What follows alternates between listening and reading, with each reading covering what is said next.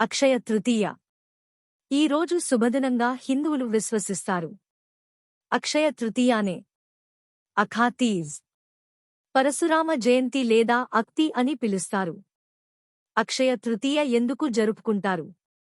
దీని చరిత్ర, పూజా వేళల గురించి తెలుసుకుందాం. అక్షయ తృతీయ రోజున ఏం చేయాలంటే, అక్షయ తృతీయను హిందువులు, జైన మతస్థులు వార్షిక వసంతకాల ఉత్సవంగా జరుపుకుంటారు. అక్షయ తృతీయ రోజున వ్రతం చేస్తే శుభం కలుగుతుందనే నమ్మకం, విశ్వాసం ఉన్నాయి.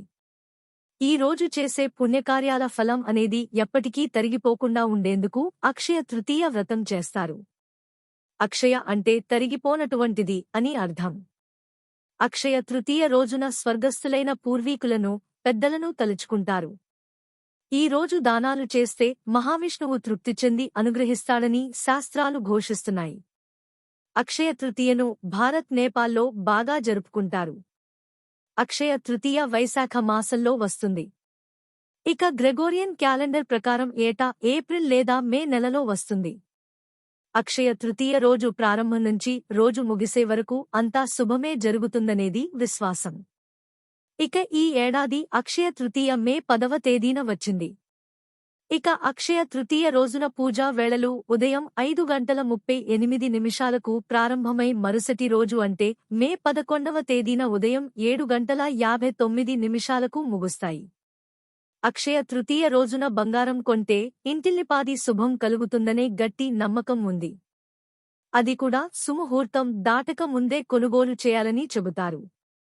అక్షయ తృతీయ రోజున బంగారం ఉదయం 5:38 నుంచి మధ్యాహ్నం 12:18 మధ్య బంగారం కొనుగోలు చేయాలట.